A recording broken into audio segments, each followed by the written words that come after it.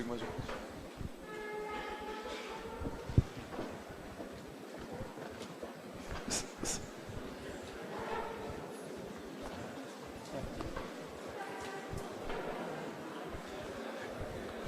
I will start. Good afternoon, everyone. So the idea of this section of the presentation will be to discuss about a very recent new publication that we were working on. We basically work on developing a yield forecast for this section of Brazil. Então, boa tarde a todos. Para mim, quero dizer que é um prazer poder vir aqui para Nometok, que é a minha terra natal, poder falar de um tema tão importante relacionado à agricultura de precisão, aí, com agricultores, pesquisadores, membros aí da cooperativa. Eu sou associado também da Cotrijal, então é muito reconfortante para mim. Então, o tema que a gente vai falar hoje é sobre predição de produtividade. É muito parecido com o tema que a gente falou ontem, né? Mas agora a gente vai focar mais na cultura da soja e para a região do Planalto aqui do Rio Grande do Sul. Então, isso aqui é fruto de uma parceria entre a Universidade Federal de Santa Maria, o Projeto Aquários, o KSU Crops, que é o grupo de pesquisa do professor Ignácio, e também da CCGL. A gente também quer apontar aqui também alguns membros participantes do projeto, aqui na pessoa do Geomar Coraça, da CCGL, o professor Telmo Amado, e também ele cortou um pouquinho o Luan Pierre, que é atualmente aluno do doutorado da FSM. Então, para começar, eu vou começar com uma breve introdução sobre o assunto. O que a gente está tentando fazer? Qual que é o nosso objetivo? O nosso objetivo é tentar estimar a produtividade em tempo real, durante a estação de crescimento, usando principalmente imagens de satélite. Então, a gente vai usar imagens de satélites, mas também nós vamos tentar incorporar dados climáticos no modelo, né? Porque normalmente a gente tem percebido que quando a gente usa dados climáticos junto com imagens de satélite, os modelos eles tendem a apresentar uma acurácia melhor, né, na predição de produtividade. Então, basicamente, da onde que a gente está recuperando essa produtividade, essa informação de produtividade? Hoje, ela está sendo recuperada principalmente do banco de dados do IBGE, CIDRA. Então, esse é o local onde a gente está indo para buscar a produtividade. Mas não precisa ser necessariamente o IBGE, a gente pode usar dados coletados a nível de área agrícola, coletados através de cooperativas, coletados através de diversas fontes, né? Nesse caso, por praticidade, é um projeto piloto isso que nós vamos apresentar agora, ele começou a ser desenvolvido no começo desse ano, né? São resultados bem recentes, e, bom, por praticidade, no primeiro momento, a gente foi para o banco de dados do IBGE, CIDRA, que é hoje que está mais facilmente tem acesso. Também nós vamos usar imagem satélite. A gente vai usar a imagem satélite do sensor MODES, que ele é embarcado num satélite chamado Terra e Aqua. Então, esse satélite, a gente consegue recuperar imagens a cada um dia. Então, todo dia a gente consegue recuperar uma imagem. Se porventura a gente perder uma imagem por causa de nuvens, que é bem comum trabalhando com imagem satélite, é um dos principais problemas quando a gente trabalha com imagem satélite, a gente facilmente consegue recuperar uma imagem do dia seguinte. Então, essa é a principal razão porque a gente vai focar nesse satélite. Apesar de ele ser um satélite de baixa resolução, né? Então a gente consegue pixels aí de 250 por 250 metros. Não é muito bom se a gente quiser entender a variabilidade dentro da área, que a gente vai falar um pouquinho mais tarde, depois que a gente também está focando nisso. Mas para estimar a produtividade a nível regional, a nível municipal, estadual, nacional, esse tipo de informação ela é muito boa, é muito útil para nós. Então nós vamos usar a informação do satélite, nós vamos usar a informação de temperatura do dossel também, que a gente também está recuperando via satélite. Então, a temperatura do dossel vegetal, a temperatura da superfície do dossel. Essa é uma informação muito importante, ela está diretamente relacionada com o estresse hídrico, por exemplo. Então, essa é uma informação que a gente vai recuperar também para tentar incluir no modelo. Dados de precipitação, nós estamos tentando recuperar dados de precipitação também, numa escala de 5,5 km, né? Vem desse banco de dados aqui, também a gente consegue informações diárias sobre precipitação, né? E a gente vai pegar toda essa informação e vai tentar usar ela de maneira a tentar predizer produtividade. Então esse é o nosso principal objetivo. E aquela ali é a região que a gente vai focar em destaque, ali a parte norte, que tem um contorno preto ali no estado do Rio Grande do Sul. Essa é a região que a gente vai focar. Por que a gente está focando nessa região? A gente está focando nessa região porque a gente sabe que tem muito mais soja do que milho ali. Então hoje a gente não sabe onde as áreas de soja estão localizadas se a gente pega uma imagem de satélite. Mas a gente sabe que nessa região a gente tem majoritariamente soja comparada com milho, na maioria dos municípios. Então, inicialmente, a gente vai focar nessa região aqui. Futuramente, a gente pretende desenvolver também modelos onde a gente consiga diferenciar o que é soja, o que é milho, também para culturas de inverno, podendo até estimar a área e potencialmente produção, né, além de produtividade. Mas isso é para o futuro, né? E aquela é a plataforma que a gente vai usar, chama Google Earth Engine. Então, essa plataforma é gratuita, todo mundo tem acesso a ela. A gente tem uma alta capacidade de processamento de imagens lá dentro, muito rápido para processar. Tem uma série de algoritmos que a gente vai usar, está tudo implementado ali dentro e fica muito fácil trabalhar. Então, toda a informação que a gente está usando aqui para desenvolver esse modelo é gratuita, qualquer um tem acesso a ela. E essa foi a razão por que a gente escolheu essa informação, porque no primeiro momento a gente queria desenvolver um modelo usando apenas informações de acesso público, sem precisar pagar nada, então. Assim como o modelo, a gente pretende disponibilizar ele. One of the most important points why we want to do the yield forecast. So we want to really do the yield forecast with the objective of getting access, so farmers can get access to data immediately. So the data from the yields in this region usually are released and people get access to that data 2 years after. So that's the challenges that we are facing today, that we have a delay of 2 years to getting access to data. So with these type of models, our goal is that we will be able to release data for different sections of the state, immediately right after harvest. Então, esse é um importante ponto mesmo, né? Hoje o IBGE, na base do IBGE, a nível municipal, é importante mencionar, né? A nível municipal, a gente consegue recuperar dados até no ano de 2016, safra 15-16, né? Então, com esse modelo, hoje a gente já consegue gerar dados até a safra 18-19, por exemplo. Então, essa informação a nível municipal a gente já consegue gerar. Então, de facilmente acesso. Aqui eu tenho uma representação, então, do município de Nome Toque. Os campos que vocês estão vendo aqui, o contorno dos campos, eles foram recuperados do Cadastro Ambiental Rural, o CAR. Na área consolidada, lá onde diz a categoria área consolidada, a gente recuperou todos os contornos dos campos, também de acesso público. E o que vocês estão vendo ali é uma imagem de NDVI do mês de dezembro do ano de 2017. Então, estão vendo ali vários campos, a gente pode ver que a gente tem muita variabilidade. Mas, num primeiro momento, nós não vamos trabalhar com informação a nível de campo, porque a gente não tem ainda a informação necessária, o banco de dados necessário para a gente conseguir trabalhar nessa escala aqui. Nós vamos trabalhar a nível municipal. Então, basicamente, o que a gente vai fazer vai ser resumir, vai ser uma média de todas as produtividades dos campos para o município de Nome Toque. É isso que nós vamos fazer hoje. Como é que a gente vai fazer isso? Então, na verdade, a gente está usando uma série de algoritmos, uma série de fórmulas matemáticas. A gente está entrando no campo conhecido como Deep Learning, né? Que é um campo aí da Machine Learning. Então, uma série de algoritmos complexos. O algoritmo que a gente vai falar um pouquinho brevemente hoje, que a gente está usando, chama-se rede neural. Então, o que é a rede neural? A rede neural é um algoritmo de Machine Learning que foi inspirado mais ou menos assim, a gente pode dizer rusticamente, né, por causa da complexidade da mente humana, mas no funcionamento de como funciona o cérebro humano, neurônios, sinapses, mais ou menos. Então, essa foi a ideia que os cientistas da computação foram lá e trouxeram quando eles implementaram esse algoritmo. A gente vai usar um tipo específico, uma variação específica desse algoritmo que é chamado rede neural de memória de curto e longo prazo. O que isso quer dizer, mais ou menos? Isso quer dizer que antigamente a gente estava muito preocupado em escolher a data certa de imagem para fazer a correlação. Por exemplo, para milho a gente procurava lá imagens talvez 20 dias antes, 20 dias depois do florescimento, para ter a melhor correlação com produtividade.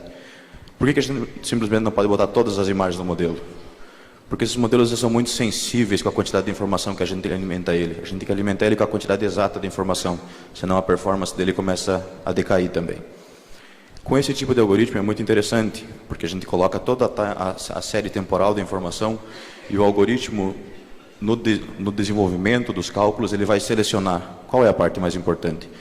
Ele vai aprender por conta qual é a parte mais importante, qual é a região, qual é o período do ciclo da cultura que é mais importante para obter a correlação.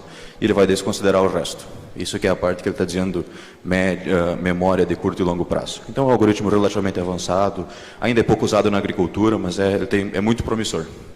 Como é que ele funciona? Funciona assim, basicamente. Isso aqui são séries temporais, então é toda a assinatura de índices de vegetação, que a gente falou aí o dia inteiro, EVI, NDVI, precipitação acumulada ao longo do ciclo da cultura, temperatura do dossel.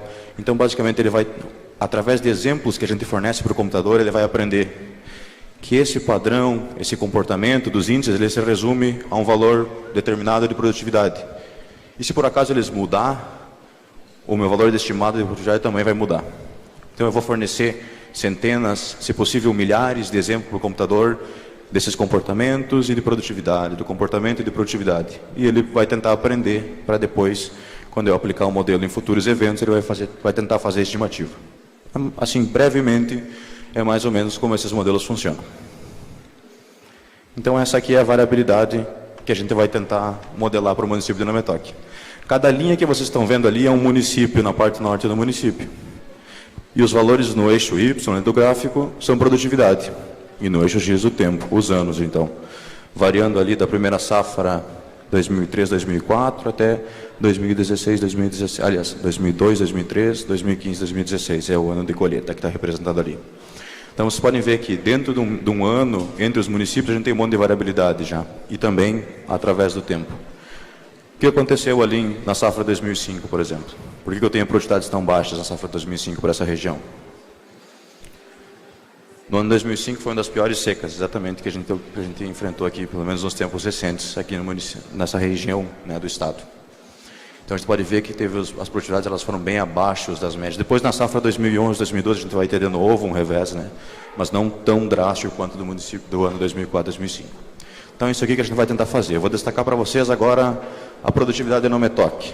Então esse é o município de Nome Toque, de acordo com os dados do IBGE, uma tomada de decisão no mercado, né, isso afeta na formação de preços, isso é questão de logística, de transporte, logística de produção, tem uma série de fatores onde essa informação pode ser muito importante na tomada de decisão. Agora eu vou mostrar para vocês para toda a região como é que o modelo funcionou. Então vamos começar. A primeira data que a gente testou foi o dia 16 de janeiro. A gente pode ir um pouco antes, ainda mais cedo no ciclo. Naturalmente, a precisão do modelo vai ser cada vez inferior à medida que a gente vai mais cedo no ciclo, por causa que vai ter vários componentes de rendimentos que ainda não vão estar definidos, né? Mas, naturalmente, bom, a gente começou pelo dia 16 de janeiro, por exemplo. Então, no dia 16 de janeiro, o erro médio do modelo ele é aproximadamente 420 kg por hectare. Então, a gente consegue predizer produtividade a nível municipal com um erro médio de 420 kg por hectare.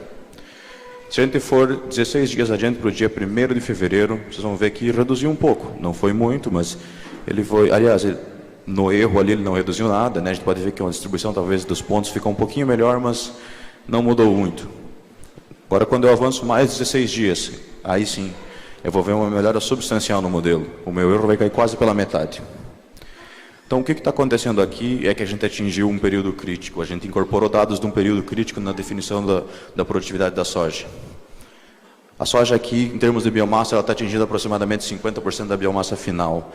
Isso seria o equivalente ao milho no estágio de florescimento.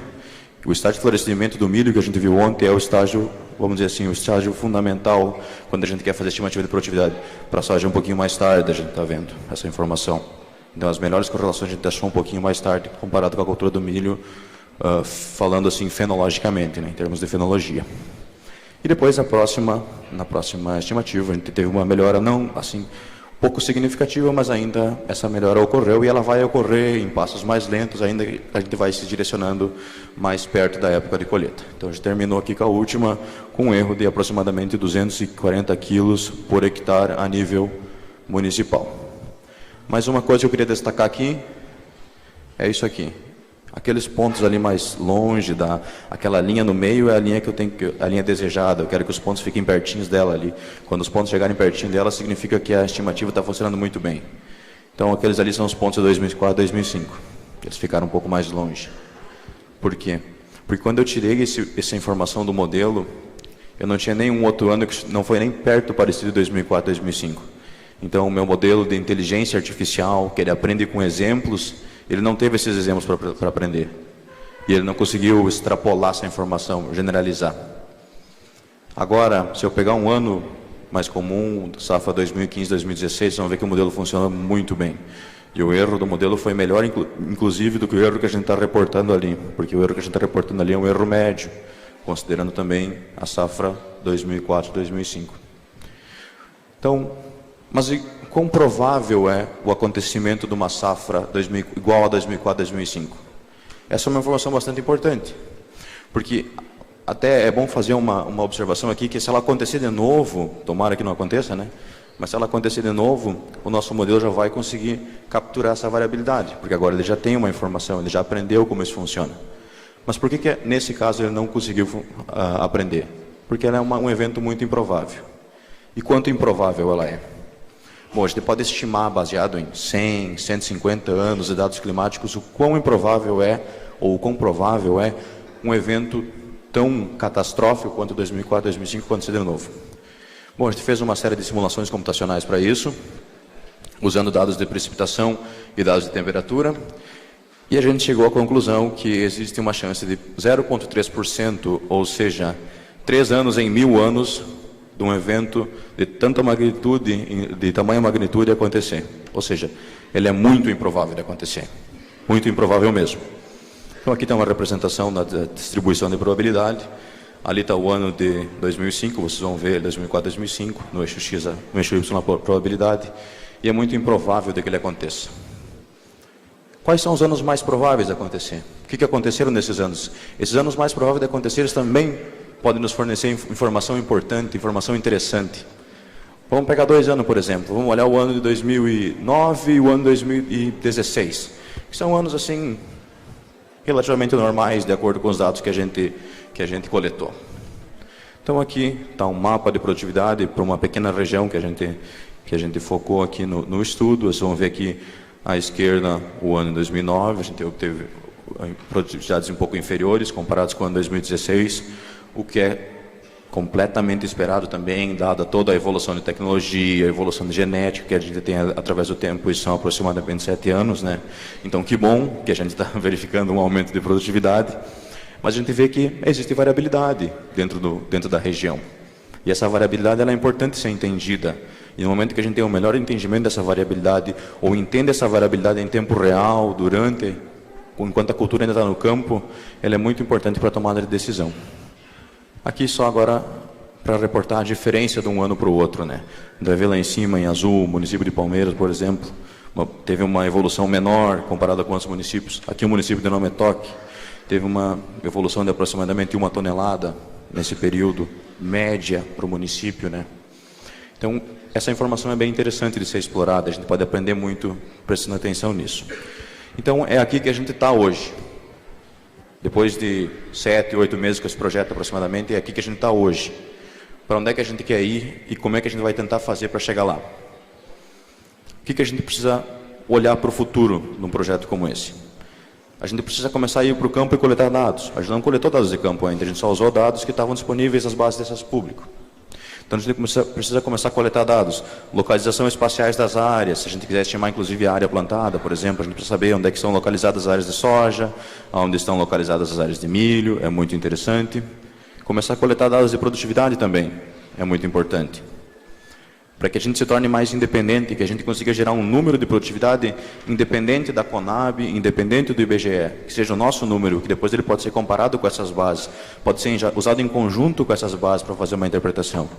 E essa informação é muito importante, a gente pode coletar através de pesquisas a campo, a gente pode pedir ajuda para as cooperativas, assim, existem várias maneiras que a gente pode tentar fazer para coletar esse tipo de informação. Além disso, começar a incorporar o que a gente chama em inglês de Weather Outlook, que são as previsões a longo prazo, não necessariamente a longo prazo, mas as previsões futuras de clima.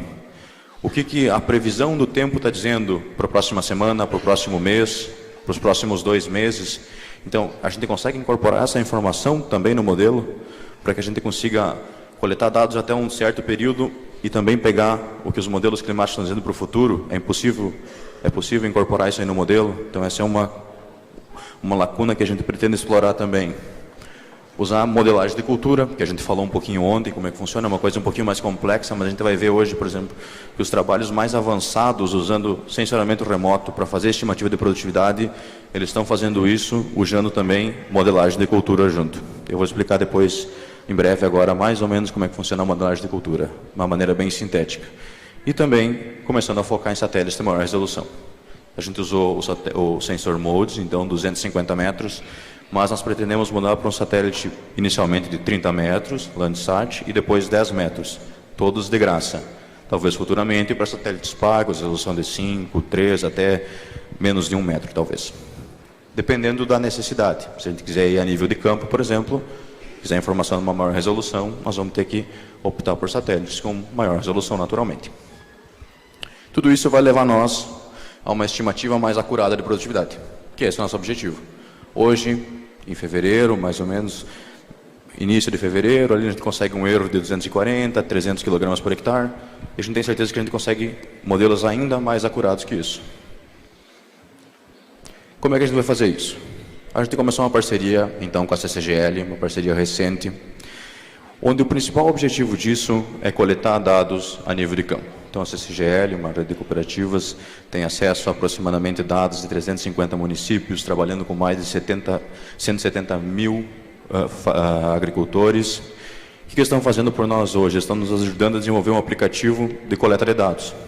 Então, nesse aplicativo, ali, agrônomos, agricultores vão poder chegar ali, colocar ali no aplicativo qual é a área que eu estou plantando, por exemplo, por uma reserva da coordenada, qual é a área dessa lavoura, qual é a cultura que eu coloquei, qual é o estágio fenológico nessa data, posteriormente, qual foi a produtividade. Tudo isso vai para um banco de dados que nós vamos usar futuramente para a parte de modelagem. Então, essa é uma das abordagens que a gente está usando. Uma das maneiras que a gente uma abordagem que a gente está usando para tentar melhorar a acurácia do nosso modelo. Além disso, aqui é o nosso objetivo. Onde é que a gente quer chegar coletando aqueles dados? Então, isso aqui é um exemplo de um exercício que a gente fez para os Estados Unidos. Lá a gente já tem esse dado, a gente consegue fazer esse levantamento facilmente, ele é liberado pela USDA, esse dado. E a gente usando imagens do satélite Landsat 5, 7 e 8, elevação, declividade e do SAR, que é um sensor que está equipado no satélite Sentinel-1, a gente conseguiu fazer uma classificação com uma resolução de 30 metros, diferenciando muito bem campos de soja, de milho e áreas que eram ou floresta, ou cidade, ou corpos de água. Então, atingindo uma acurácia perto de 90%. Se nós olhar só para a cultura do soja, só para a cultura do milho, 92%, 95%. Ou seja, a gente consegue classificar muito bem, e com essa informação a gente consegue inclusive estimar a área plantada da cultura em tempo real, a nível municipal. Porque a gente conhece a área de cada pixel, a gente pode contar o número de pixels, obviamente não vai ser perfeito, mas ele vai ser uma aproximação muito boa da área plantada. Então a gente já fez esse exercício para os Estados Unidos e a gente pretende fazer em breve para cá também. Agora, a nossa segunda abordagem, tentar incorporar dados climáticos de eventos futuros. Bom, na verdade a gente tentou uma vez, e eu tenho que dizer que no primeiro momento não pareceu muito promissor. O que a gente tentou fazer? A gente tentou incorporar dados de um sinal para o modelo, dizendo se o ano seria El Niño ou Laninha. Que a nossa região aqui tem muita influência, por exemplo, El Niño seria um ano mais chuvoso, né? Então, esse dado aqui é da Columbia University, que é um dos centros mais avançados que tem, gerando informação sobre esse tipo de evento, El Niño e Laninha. E é muito interessante para a gente ver, porque a gente vai lá em janeiro de 2005, durante a estação de crescimento, durante a safra 2005, ela estava ainda ocorrendo, o que o modelo da Columbia dizia? Uma alta probabilidade de ser um ano de El Niño. Completamente diferente do que aconteceu. Mas era isso que o modelo dizia, lá. Quase 90% de chance de ser El Niño. Então, naturalmente, não faz nenhum sentido a gente tentar incluir essa informação no nosso modelo, sabendo o que aconteceu em 2004 e 2005. Isso mostra que, apesar de todo o avanço que a gente teve na modelagem de clima, de tempo, eles ainda não são tão acurados quando a gente faz estimativas a longo prazo. Eles são muito bons para 1, 2, 3 dias, até uma semana. E essa acurácia ela vai se deteriorando à medida que a gente vai incorporando dados climáticos de longo prazo. Talvez, se a gente focar aí para dados climáticos de mais curto prazo, a gente obtenha um sucesso. Mas essa foi a nossa primeira experiência tentando incorporar esses dados. Foi até uma surpresa para nós. Outra opção que a gente vai focar, então, aumentar a resolução dos satélites. Essa é a resolução do satélite que a gente está usando hoje. Não dá para ver nada praticamente dali. Cada pixel tem 250 metros. Mas tem alguma coisa ali. E se a gente começar a aumentar a resolução, a gente vai começar a ver que nós vamos começar a entender essa imagem, o que tem ali. Isso aqui é uma imagem de 100 metros, a gente já começa a conseguir ver algumas características dessa imagem. Essa aqui é uma imagem de 30 metros, a gente vê claramente que são pivôs agora, a gente consegue ver inclusive o centro do pivô, muitas vezes onde o pivô está até localizado, isso é uma imagem de NDVI. Então são todas opções grátis, a gente tem acesso a essas imagens de maneira relativamente fácil hoje em dia. E é aqui que a gente quer chegar, essa é a imagem que a gente quer usar hoje. Que talvez seja a imagem de maior resolução disponível, gratuita ainda. Sentinel-2, 10 metros. Qual que é o problema? Por que a gente hoje não está usando essa imagem ainda? Aqui, antes uma comparação das imagens, então vocês podem ver de lado a lado como elas estão dispostas. Por que a gente não está usando ainda Sentinel-2? Por causa disso. Esse é o principal problema quando se trabalha com imagem satélite. E quem já trabalhou com imagem satélite sabe que a imagem que a gente vai precisar é exatamente aquela que vai ter nuvem. É uma coisa impressionante mesmo. Eu quero uma imagem de uma data definida, essa data vai ser a que eu não vou conseguir recuperar. É bem frustrante até. Como é que a gente pode tentar superar isso, driblar esse desafio? Bom, existem hoje uma série... Obviamente, a informação que está embaixo da nuvem eu não vou conseguir recuperar. Não tenho o que fazer. Mas eu posso tentar achar outros caminhos, outras abordagens, né? Hoje tem bastante coisa promissora nesse sentido. O que está se fazendo hoje, por exemplo?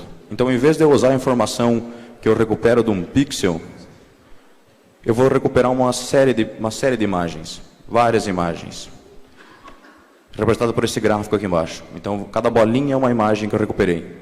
E eu vou ajustar um modelo que chama modelo harmônico. Esse modelo ele tem 5 parâmetros. Então, em vez de eu usar o valor de cada pixel, eu vou usar os 5 parâmetros desse modelo, que é uma regressão harmônica. A gente escolheu um tipo de regressão harmônica com 5 coeficientes. E para me ajustar, eu preciso de 5 imagens, esse modelo específico, independente da data. Melhor se elas forem mais espaçadas ao longo do tempo. Então, com 5 imagens, ao longo do ciclo, eu consigo, independente se elas estão vindo de datas diferentes, eu consigo ainda extrair a informação. E eu vou fazer isso pixel por pixel. Então, um pixel que está embaixo de uma nuvem, eu vou só simplesmente procurar uma outra data e vou usar ela.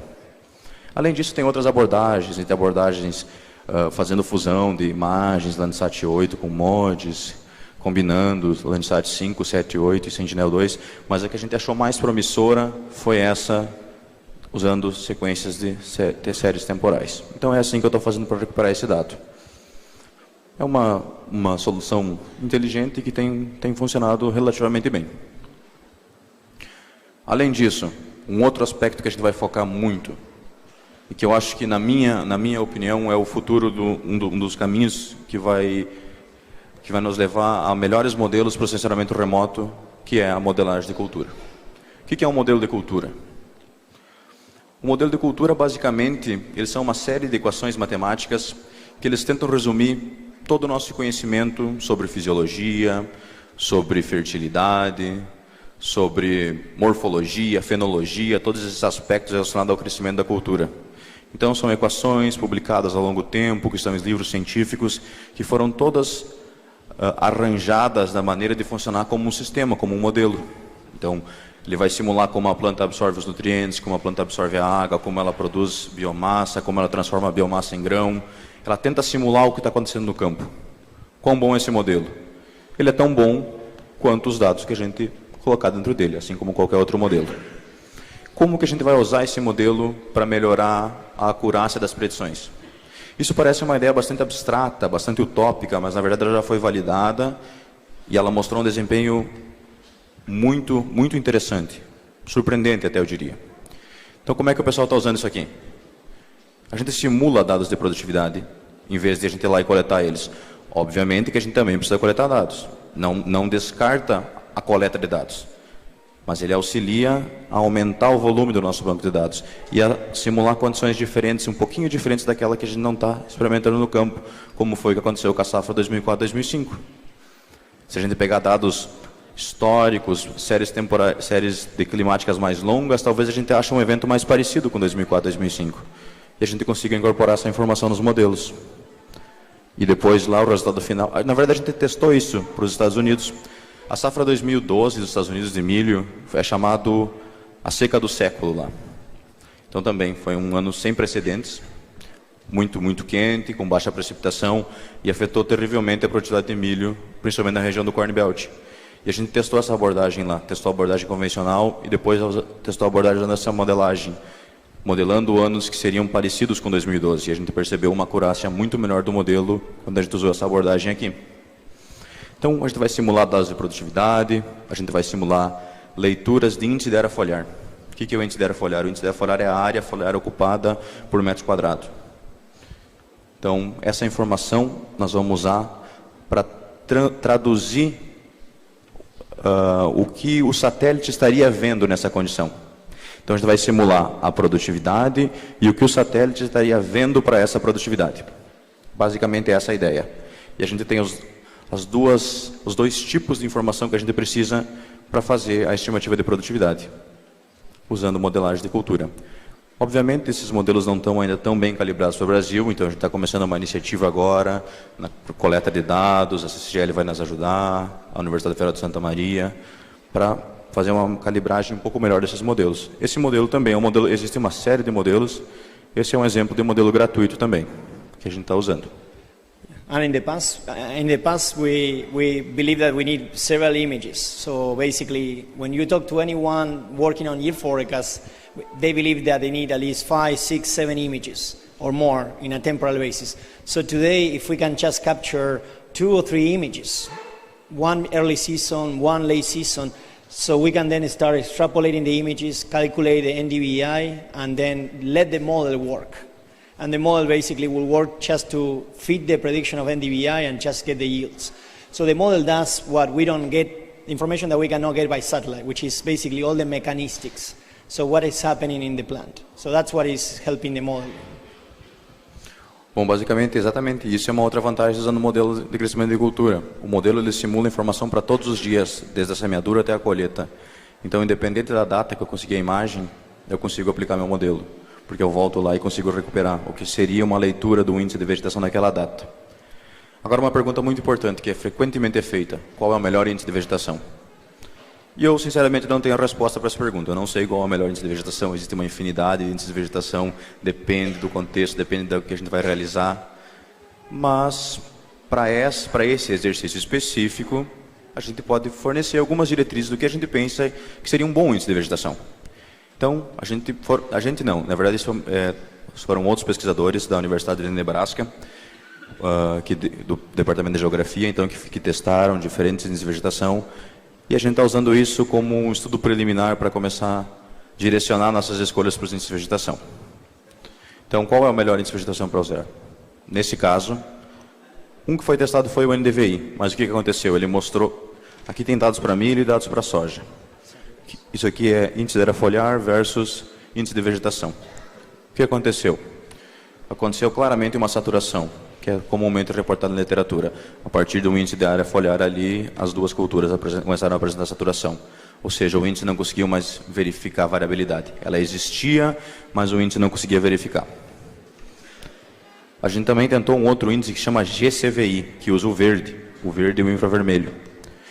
O GCVI ele apresentou um comportamento bem mais linear, tanto para soja quanto para milho. E esse foi o índice que a gente escolheu quando a gente trabalhou com o Landsat. A gente também testou um outro índice, que usa o Red Edge, que é a borda do vermelho. Usando a borda do vermelho e o infravermelho, ele foi ainda melhor que o GCVI. Mas, infelizmente, se a gente usar o Landsat, a gente não pode usar ele, porque a gente não tem essa banda no Landsat, mas a gente tem no Sentinel.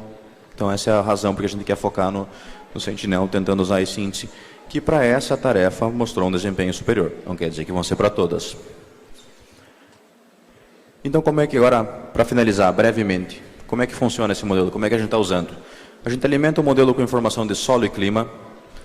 A gente tenta coletar a maior quantidade possível de informação de solo, variabilidade de solo, dados climáticos de diversos anos, e a gente simula, como eu falei, produtividade de leituras de satélite.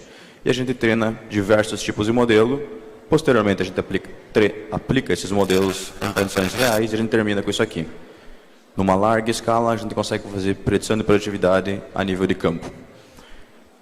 Alguém pode dizer que são apenas um monte de números aqui e a gente não sabe se realmente aquela produtividade é certa ou não. Mas, na verdade, esse modelo foi validado usando informação de centenas de campos dos Estados Unidos, muito bem distribuídos pelo Corn Belt. E agora a nossa ideia, então, é tentar usar essa abordagem aqui para o Brasil também. Aqui um outro exemplo, então. Toda a cena do Landsat e a estimativa de produtividade que a gente obteve.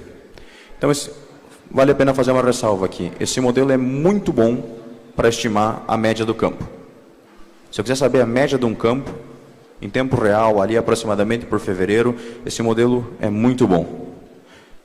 Um campo qualquer que eu escolhi aqui. Mas dentro do campo ele não é tão bom. Ele me dá uma ideia de variabilidade, mas não perfeitamente. Então agora, para finalizar o nosso último slide, só vou mostrar para vocês como a gente está pensando em usar ele dentro do campo. Que tipo de informação a gente pensa que a gente tem que coletar. Então, supondo que isso seja uma área agrícola qualquer. Dentro dessa área, baseado em elevação, baseado em topografia, declividade, ou mapas de produtividades antigos, a gente seleciona alguns pontos. E a gente aplica um modelo para cada um desses pontos, simulando diferentes datas de semeadura, diferentes densidades, híbridos, diferentes condições climáticas. E aí a gente desenvolve um modelo específico para uma área. E aí sim, eu consigo gerar zonas de manejo que tem uma definição muito parecida com zonas de manejo criadas com mapa de colheita. Então ali vocês vão ver zonas de manejo da área da lagoa aqui do Nometoc, criada com 8 anos de mapa de colheita e criadas com mapa de satélite usando essa abordagem. Elas concordam muito bem. Eu posso dizer então que é possível definir zonas de manejo usando satélite. Eu diria que tranquilamente eu posso afirmar isso aí. Estimativa de produtividade também a nível de campo. Mapa predito e observado de um campo, município de Cruz Alta, nesse caso. Vocês vão ver que a variabilidade ela é muito bem comparável. Zonas de alta, zonas de baixa, safra 2016, 2017. Então, essa é basicamente a ideia de como a gente está pensando em usar a imagem satélite para fazer predição de produtividade aqui no Rio Grande do Sul e depois expandindo para o Brasil. O que a gente já tem e o que a gente pretende fazer. Então, com isso, eu gostaria de agradecer muito a atenção de todo mundo. Muito obrigado.